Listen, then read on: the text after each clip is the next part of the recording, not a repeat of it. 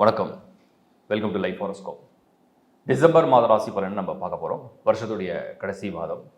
So 2025 என்ன நடக்க போதோ ஒரு சின்ன முன்னோட்டம் அப்படி டிசம்பர் லேசாக எல்லா ராசிக்கும் தெரிய வந்துடும். அது என்னங்கிற டீட்டெயிலாக பார்க்கலாம். உங்களோட சுய ஜாதகத்தை எப்போவுமே ஒரு தடையாவது நீங்கள் ரீட் பண்ணுங்கள். அப்போ தான் உங்களுக்கு ஆஸ்ட்ராலஜி ப்ரிடிக்ஷன்ஸ்லாம் புரிய வரும். நீங்கள் கேட்டதுக்காக தான் அந்த ராசி லக்னம் காம்போலாம் கம்பைன் பண்ணி கொடுத்துருக்கேன். டீட்டெயிலாக எக்ஸ்பிளைன் பண்ணியிருக்கேன். பார்த்து புரிஞ்சுங்க.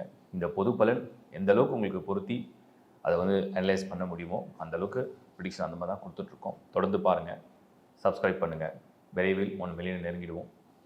என்னுடைய மனமார்ந்த வாழ்த்துக்கள். 2025 உங்கள் எல்லாருக்கும் நல்ல ஒரு பலனை கடவுள் கொடுக்கட்டும். www.lifehoroscope.in இந்த ஒரே ஒரு வெப்சைட் மட்டும் தான் நம்மளுது. அந்த சைட்டில் உள்ள சர்வீஸை பயனுள்ளதாக பயன்படுத்துங்க. நன்றி. மீனம் ராசிகளில் ஒரு கடைசி ராசி மீனம். இப்போ தான் 7 சனி அப்படியே உங்களை போட்டு அப்படியே டப் டப் டப்னு கொஞ்சம் அடித்து கிடிச்சு இது தயார்படுத்திட்டு வருது.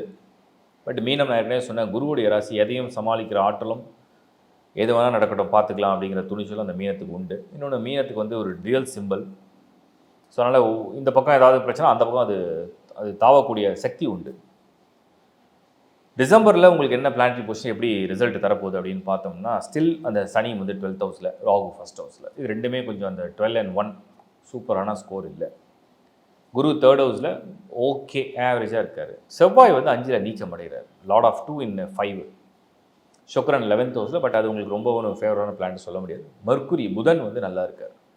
9ஆம் இடத்துல புதன் குருவுடைய பார்வையில். கேந்திராதிபதிகள்லாம் சந்திக்கிறாங்க. கேந்திராதிபதிகள் சந்திக்கிறது ஒரு நல்ல பலனாக எடுத்துக்கலாம்.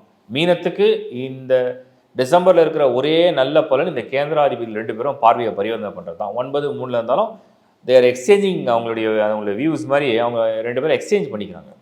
ஸோ 1 4 7 10 ஸ்ட்ராங்காக கனெக்ட் பண்ணிடும். சூரியன் எப்படியும் 10ஆம் இடத்துல நகர்ந்துடும். என்ன ஸ்டோரி, என்ன நடக்க போகுது? ப்ரொஃபஷனல் லைஃப் எடுத்தோம்னா இந்த கேந்திராதிபதிகள் சந்திக்கிற இந்த மாதத்தை நீங்கள் சரியாக ஆக்டிவாக பயன்படுத்தலாம். எப்பெல்லாம் கேந்திராதி 1 4 7 10 சந்திக்கிறாங்களோ, இல்லை ஒன்றா சேர்றாங்களோ, கன்ஜெக்ஷன் ஆகலாம், பரிவர்த்தனை பண்ணுறாங்களோ, அப்போல்லாம் உங்கள் வேலை விஷயத்துக்கு உங்கள் வீடு மாறுறது, உங்கள் இடம் மாற்றம், வேலை விஷயம், பொருளாதாரம், ஒரு புதிய முயற்சி, ஒரு மாணவர்களுக்கு எக்ஸாம்ஸ், ஏதாவது அவங்களுடைய நெக்ஸ்ட் லெவல் கோர்ஸ் ஆர் ஏதாவது பிளான் இருக்குது, ஃப்யூச்சரை பற்றி ஒரு திங்க் பண்ணுறீங்க, இதெல்லாம் அந்த கேந்திராதிபதி சந்திக்கிற காலத்தை சரியாக பயன்படுத்தும். December you can use the month. டிசம்பரை யூஸ் பண்ணிக்கிங்க. ஏன்னா அடுத்தடுத்து ஜென்ம சனிலாம் மூவ் பண்ணிடும். இந்த சந்திப்பு வெறும் 1 மாதம் தான் இருக்கும். அப்புறம் புதன்லாம் மாதம் நகர்ந்துடும். ஸோ இந்த சந்திப்பு கிட்டத்தட்ட ஒரு 1 மந்த் தான் இருக்கும். டிசம்பர் ஃபுல்லாக இருக்குது இந்த சந்திப்பு. குரு புதனை பார்ப்பார், புதன் குருவை பார்ப்பார். புதன் வக்ர நிவர்த்தி அடைவார், குரு வக்ரத்தில் தான் இருப்பார். செவ்வாய் சப்போர்ட்டிங் ரோல் ப்ளே பண்ணுது 5th ஹவுஸில். சுக்கிரனும் அதர் சப்போர்ட்டிங் ரோல் ப்ளே பண்ணுவோம் 11th ஹவுஸில். 5 11ல் சுக்கிரன் செவ்வாயெல்லாம் அடிஷ்னல் அட்வான்டேஜாக நம்ம எடுத்துக்கலாம். அந்த மாதிரி ஒரு பார்வை இருக்குது. இத்தனைக்கும் சனி 12லேருந்து இன்னும் கூட தடைன்னு கொடுக்கும். அதை மீறி புதன் புத்தி கூர்மையாக அவங்களை வேலை செய்ய வச்சு முன்னேற வைக்கும். ராகு ஒரு ஸ்ட்ரெஸ் அண்ட் கன்ஃபியூஷனும் ராகு கொடுக்கும். அதே மீறி குருவுடைய பார்வை புதன் மேலே, புதனுடைய பார்வை குரு மேலே உங்களுக்கு ஓவர் கம் பண்ணுற எனர்ஜியை கொடுத்துரும். ஸோ மீனம், use the month December. Job, change of place, வீடு, வாகனம், கல்விக்கூடம் அப்படின்னா படிக்கிற விஷயங்கள் மாறுறது, இடமாற்றம், வெளிநாடு பயணம், வெளிநாடு முயற்சி, எல்லாமே நீங்கள் இந்த டிசம்பரை கொஞ்சம் பயன்படுத்திக்கலாம் சரியாக இந்த மாதிரி விஷயத்துக்கலாம். திருமண விஷயம் அப்படின்னு எடுத்தோம்னா 2024 டிசம்பர் இந்த 15 நாள் மார்கழிக்குள்ளே நடத்த முடியும் அப்படின்னா கான்ஃபிடென்ட்டாக பண்ணிவிடுங்க. Subject to matching compatibility must. எப்பெல்லாம் 7 சனி நடக்குதோ அப்போல்லாம் நம்மளை சோதிக்கிற மாதிரியே வரன்கள் வரும். ஸோ நல்ல ஜல்லடை போட்டு அலசி பார்த்து யோசித்து பேசி பழகி முடிவெடுங்க, தேர்வு செய்யுங்க. குடும்ப விஷயத்தில், குடும்ப ரிலேஷன்ஷிப் மேட்டர்ஸில். ஹெல்த் ஏதாவது பாதிக்குமா அப்படின்னு பார்த்தா எப்போவுமே 7 சனி வந்தாலே ஏதாவது ஒரு செலவு. இந்த விரயஸ்தானத்தில் குரு சுப செலவு, விரயஸ்தானத்தில் சனி வீண் செலவு. நிறைய பேருக்கு மருத்துவ செலவு சீனியர்ஸ்க்கு வரும். 60 வயதுக்கு மேலே மீன ராசி, மீன லக்னத்தை சேர்ந்தவங்களாம் சீனியர்ஸ்க்குலாம் நிறைய மருத்துவ செலவு வரும். அலைச்சல் கொடுக்கும். நம்ம நினைக்கிறது ஒன்று, அது நடக்கிறது ஒன்றுன்ற மாதிரி மாற்றி உங்களை பண்ணிகிட்டு இருக்கோம். இதெல்லாம் இருக்குது. இது சனியால் ஏற்படுது. ஒருவேளை மிட்-ஏஜில் இருக்கீங்க, செகண்ட் ரவுண்டு 7 சனி அப்படின்னும் போது அது கொஞ்சம் பெட்டர். அதுவே கொஞ்சம் கஷ்டப்படுத்தும், பட் ஆனால் அது கொஞ்சம் பெட்டர். ஃபஸ்ட் ரவுண்டு 7 சனி, நீங்கள் ஒரு 23, 25க்குள்ளே இருக்கிறீங்கன்னா ஃபஸ்ட் ரவுண்ட் 7 சனியில் வந்துடுவீங்க.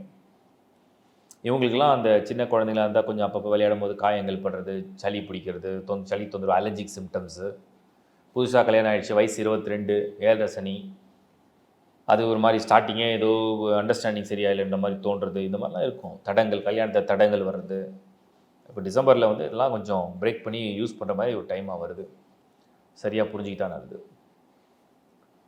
அதே மாதிரி வந்து பெண்கள், குறிப்பாக இல்லத்தரசிகள், 7 சனி எப்போல்லாம் வருதோ அப்போல்லாம் வந்து ஒரு ஸ்ட்ரெஸ் வரும்.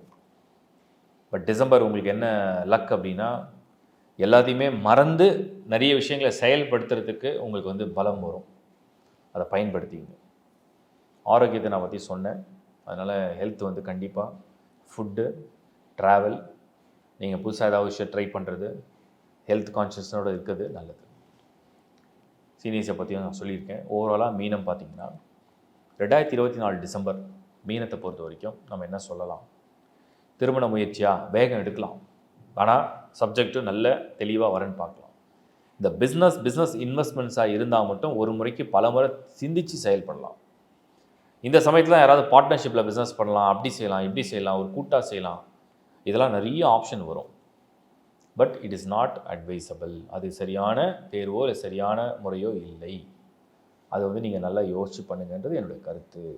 ஸோ ஓவராலாக நான் என்ன சொல்ல வரேன்னா, 2024 டிசம்பர் மீனம் ராசியை சேர்ந்தவங்களுக்கு ஒரு சில விஷயங்களில் முயற்சி எடுத்துருங்க, பயன்படுத்துங்க, நிறைய விஷயத்தை சிந்தித்து செயல்படுங்க, பொறுமையாக இருங்க. ஒரு கடமையை வந்து கரெக்டாக செஞ்சுட்டு ஒரு ஸ்ட்ரெஸ் ஆகாமல் பாசிட்டிவாக நீங்கள் கொண்டு போயிட்டே இருந்தீங்கன்னா அடுத்தடுத்த டிரான்சிட் வந்து உங்களுக்கு ஹெல்ப் பண்ண ஆரம்பிச்சிடும். என்னுடைய மனமார்ந்த வாழ்த்துக்கள். தேங்க்யூ. இப்போ நீங்கள் பார்த்தது டிசம்பர் மாதத்துக்கு உண்டான பிளானட்டரி பொசிஷனை பேஸ் பண்ணி அதை பற்றி ஒரு ரிசர்ச் பண்ணி அதுக்கு ஒரு ப்ரெடிக்ஷனை கொடுத்துருக்கோம். இது ஒரு பொது பலன். இது வந்து ஒவ்வொரு ராசிக்கும் தனித்தனியாக கொடுத்துருக்கு. இது வந்து நீங்கள் தனிப்பட்ட முறையில் அது உங்களுக்கு 100% பொருந்துமானால் அந்த அளவுக்கு அது பொருந்தாது. பட் டு த மேக்ஸிமம் அது என்ன பொருந்தும். அதோடு சேர்த்து உங்கள் லக்னம் என்ன அப்படிங்கிற நான் பார்க்க சொல்லியிருக்கேன். அதுக்கு நிறைய பேர் இன்னும் கூட கேள்வி கேட்குறீங்க. நான் தொடர்ந்து அதுக்கு எக்ஸ்பிளைன் பண்ணுறேன்.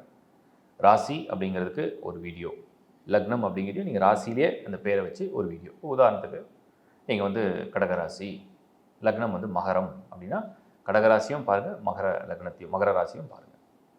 அப்போ உங்களுக்கு புரிஞ்சிடும் தசா புத்தி என்ன. இதை மைண்டில் ஏற்றிங்க. தசா புத்தி தெரியலன்னா அதுக்கு தான் உங்கள் பேர்த் சார்ட்டை ஒரு முறையாவது பாருங்கள். உங்கள் ஜனன நட்சத்திரம் என்ன, அதை பேஸ் பண்ணி உங்கள் வயசுக்கு ஒரு தசா புத்தி மாறிட்டே இருக்கும். 9 கோள்களும் தசையை ரூல் பண்ணும். அதில் என்ன பீரியடில் இருக்கீங்கன்னு தெரிஞ்சுங்க. அது ரொம்ப முக்கியம். அந்த மாதிரி டீட்டெயில் ஹாரோஸ்கோப் இல்லை அப்படின்னு நினைக்கிறவங்க உலகத்தில் எந்த மூலையில் இருந்தாலும் www.lifehoroscope.in இந்த வெப்சைட்டில் உங்களுடைய ஹாரோஸ்கோப்பை அப்ளை பண்ணி எடுத்துக்க முடியும். அதர் சர்வீஸும் ஆட் பண்ணியிருக்கேன். வாஸ்து ரிலேட்டடான டவுட்ஸ் ஃபுல்லாக கிளாரிஃபிகேஷன் லேர்ன் வாஸ்துன்ற டைட்டிலில் கொடுத்துருக்கேன். நியூமராலஜி இப்போது 2025க்கு நான் பலனும் கொடுத்துருக்கோம். ராசி லக்னம் காம்போவும் 2025 கொடுத்துருக்கு. நியூ இயர் ப்ரிடிக்ஷனும் கொடுத்துருக்கேன். சனி பெயர்ச்சி வரைக்கும் நான் ப்ரிப்பேர் பண்ணி கொடுத்தாச்சு. நான் அடுத்து ராகு கேது குருலாம் வருவாங்க. பட் அதை அடுத்த வருஷம் பார்த்துக்கலாம். எல்லா மாதமும் தொடர்ந்து வந்து ஆஸ்ட்ராலஜி ரிலேட்டடாக இந்த சப்போர்ட் வந்து நான் ஏன் பண்ணுறேன்னா, என்ன சில பேர் கேட்டாங்க, நீ வந்து இந்த ஹாரோஸ்கோப் டெய்லி காலையிலேயே பார்த்துருவியா, எழுந்தவுடனே ஃபஸ்ட் ஹாரோஸ்கோப் பார்த்துருவியா, பார்த்து தான் டே பிளான் பண்ணுவேன். நான் அப்படி பிளான் பண்ண மாட்டேன். பட் எனக்கு ஆல்மோஸ்ட் அந்த டெய்லி அந்த ஸ்டார்ஸ்லாம் தெரியும் இல்லையா, எந்த ஸ்டாரில் பிளானட் மூவ் ஆகிட்டுருக்குன்னு. பட் நான் எப்படி அதை யூஸ் பண்ணுறேன் அப்படின்னா, பர்சனலாக இப்போ மந்த்லி ட்ரான்சிட் ப்ரிடிக்ஷன் நான் எப்படி கொடுக்குறனோ அதே தான் எனக்கு ஃபிக்ஸ் பண்ணிக்குவேன். ஸோ மந்த்லி ட்ரான்சிட் ப்ரிடிக்ஷன் வந்து உங்களுக்கு நான் கொடுக்கும்போது என்னோடய ராசிக்கு அது எப்படி மூவ் ஆகுது, என்ன நடக்க போகுது, என்ன ப்ளஸ் மைனஸ் எல்லாம் தெரிஞ்சுக்கிட்டா கொஞ்சம் மைண்டில் ஏற்றிக்கும். என்ன தான் நடக்கிறத தடுக்க முடியாது, பட் முடிஞ்ச அளவுக்கு அதை பிளான் பண்ணிடலாம். ரெண்டாவது இந்த டெய்லி விஷயத்தில் என்னென்னா, ஏதாவது ஒரு புதுசாக பண்ண போகிறோம், இல்லை ஏதோ ஒரு முயற்சி பண்ண போகிறோம், யாரையோ ஒருத்தரை சந்திக்க போகிறோம், இல்லை ஏதோ ஒரு விஷயத்தை அப்ளை பண்ண போகிறோம். அது எப்படி நடக்கும் அப்படிங்கிறத அந்த டே ஃபிக்ஸ் பண்ணிட்டோம். அந்த டேயில் உள்ள ஸ்டார் அது நமக்கு ஃபேவரான ஸ்டாரா, அது நமக்கு கை கொடுக்குமா, அன்றைக்கி செய்கிற செயல் வந்து எந்த அளவுக்கு வெற்றி அடையும், இதெல்லாம் அந்த ஹோரை இதெல்லாம் டெஃபினட்டாக பார்க்கறது உண்டு. எல்லா சமயம் பார்க்குறோமோ இல்லையோ, எல்லா சமயம் அப்படி அதை நிமிஷத்தை நினச்சி வாழ முடியாது. அது சாத்தியமே இல்லை. அப்படி நானும் இந்த ப்ராக்டிஸை வந்து உங்களை பண்ணவும் சொல்லலை. சில பேர் அதுவே ஒரு ப்ராக்டிஸெல்லாம் வச்சுருக்காங்க. பட் நான் அப்படிலாம் ரெக்கமெண்ட் பண்ணல. நான் சொல்கிறது ஒரு மந்த்லி ஒன்ஸ் ஒரு ரீடிங்.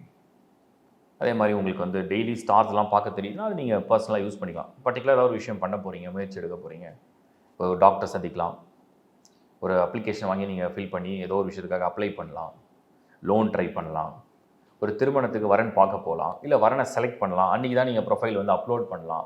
இந்த மாதிரி நல்ல விஷயங்களை நீங்கள் முதல்ல செய்யும்போது அந்த நாள் நமக்கு சாதகமாக இருந்ததுன்னா நிச்சயமாக அதோடைய தொடர்ந்து அந்த பயணம் அப்படிங்கிறது சக்ஸஸ் கொடுக்கும். இவ்வளோ தான் விஷயம். ஒரு வீடு வாங்குறீங்க, ஒரு வீடு மாற்றுறீங்க, ஒரு வாகனம் வாங்குறீங்க, ஒரு வாகனத்துக்கு வந்து நீங்கள் வந்து செலவு செய்கிறீங்க, உங்கள் குழந்தைங்களை வந்து படிக்க வைக்கிறீங்க, அவங்களுக்கு ஏதோ ஒரு புக்ஸ் வாங்கி கொடுக்குறீங்க. இந்த மாதிரி சில விஷயங்கள்லாம் நீங்கள் ஃபாலோ பண்ணது தான் ஆஸ்ட்ராலஜி. பிளானட்டரி பொசிஷனை வந்து நம்ம வந்து அதாவது கிரகங்கள் உண்மையிலேயே பலன்லாம் தருமா நிறைய பேர் கேட்டாங்க. நான் பர்சனலாக பேசும்போது என்னுடைய அனுபவத்தில், எனக்கு தெரிஞ்ச அறிவுக்கு என்னுடைய அனுபவத்தில் கிரகங்கள் பொய்யும் சொல்கிறதில்லை, அது தவறுறதும் இல்லை.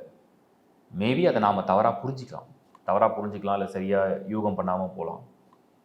பட் யூகம் சரியாக பண்ணோம்னா அது நிச்சயமாக அதோட பலனை க்ளீனாக கொடுத்துரும். இதுதான் என்னுடைய கருத்து.